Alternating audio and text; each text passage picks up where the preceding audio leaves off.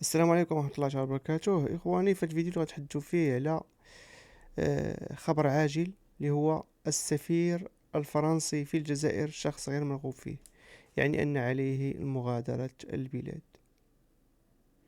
للعلم فالسفير الفرنسي في الجزائر هو أصلا غير موجود في الجزائر إثر توتر العلاقات الجزائرية الفرنسية. فرنسا سحبت السفير للتشاور وما رجعش للبلاد.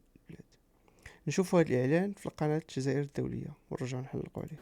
علمت الجزائر الدولية أن الجزائر أعلنت السفير الفرنسي ستيفان روماتي شخصا غير مرغوب فيه على أراضيها على خلفية تصريحات تلفزيونية في بلاده حول العلاقات بين الجزائر وباريس. وأفادت مصادرنا بأن القرار يأتي بعد مشاركة السفير الفرنسي فيما قدم زورا وبهتانا على أنه فيلم وثائقي بث عبر القناة العمومية فرانس 2 في سلوك يتعارض مع الأعراف الدبلوماسية وتقاليدها.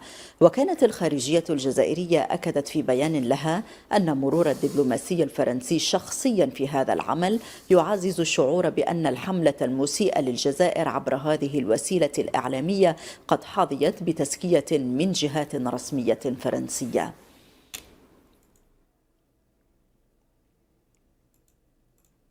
كما شاهدتوا معنا في هاد البيان ولا التقرير ديال قناة الجزائر الدولية اللي كتعين فيه بأن أسباب هاد القرار هو ظهور السفير الفرنسي ستيفان في الفيديو اللي بثاتو فرانس 2 اللي كتحدث على العلاقات المخابرات الجزائرية باختطاف المدون واللاجئ السياسي أمير دي زيد ومحاولة القتل ديالو ولا الاعتقال ديالو.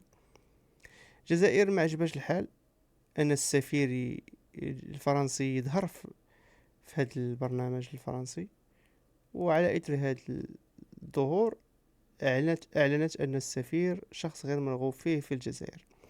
انا كمغربي نتمنى تزيد الجزائر في هذا الاتجاه، تستمر، لانها غاديه في الحيط وحنا ما كرهناش تزيد نشوفوا شي قرارات اخرى، شي قرارات صبيانيه، قرارات غير متعقله.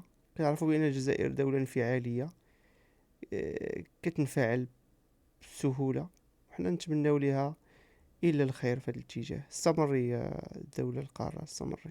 شكرا لكم اخواني.